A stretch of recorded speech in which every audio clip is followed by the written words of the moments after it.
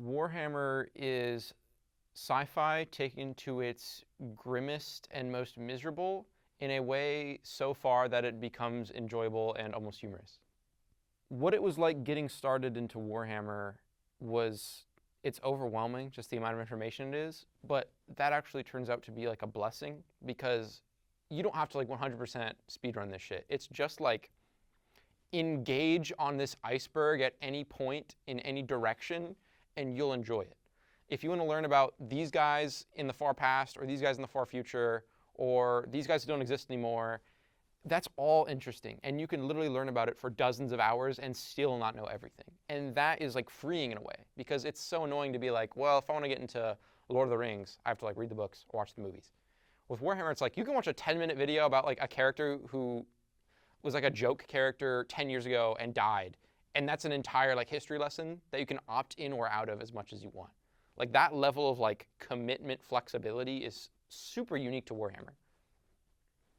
Choosing an army is the greatest high for a Warhammer fan because basically it's just you get to go to the supermarket with your belly empty and just see where your nose takes you. You know, if you are interested in like the guys who are robots and can teleport and time travel and throw Pokeballs at things, that's awesome. If you want to know the guys who are literally just like people from the United States military, that's also cool. If you want to know about the dwarves who are slaves to like an AI, that's kind of cool. Or like the psychic elves who accidentally created hell, which is a whole thing. But like being able to like hear that like literally 1 or 2 seconds of the craziest thing you've ever heard and being like, I'd like to learn more about that. That's wonderful. And it's so cool to just like peel back layer by layer of what makes that army so unique and so interesting. I think we live in a world where art has become so corporatized and standardized that Warhammer's strangeness and at times abrasiveness, like there were things that I knew not even fathom to mention in this because they're so weird and insane and bad. It's so refreshing in a way to be like, yeah, like this story is like kind of miserable, but it has fun in that misery. I think that's really refreshing. I mean, I enjoy seeing a unique creative point of view. I was actually terrified of getting into like the physical hobby because like it's egregiously expensive and an incredible time sink and incredibly hard.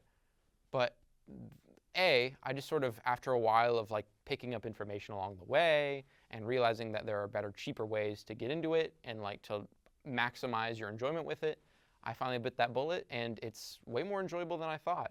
Like learning to paint is not hard, it's fun. It's almost relaxing to just sit down and just be like, well, I'm gonna like, what color scheme I actually just sat down and like planned out a hypothetical scheme for a giant robot, like a color scheme. And that was so much fun, just be like, ooh, I'm gonna be like a dark green and like a little silver accents and some gold. Just like going through that level of the hobby is so interesting to me. And it's not hard, not at all. It's way more of like an enjoyable experience that, you know, in our modern age, we're so like, yeah, I'm gonna like go on the computer to relax after my job at the computer. So being able to be like, I'm gonna unwind with like a physical activity, like a like thing you can do feels very good in our modern age. Like it's not just like a game or a show or a tweet or a whatever. Like being able to like have a skill that you learn can be very satisfying. And there's no like rush or competition. It's just like enjoying it. And there's nothing that does it like Warhammer 40,000. In the grim darkness of the 41st millennium, there is only war. And in a way that's like enthralling.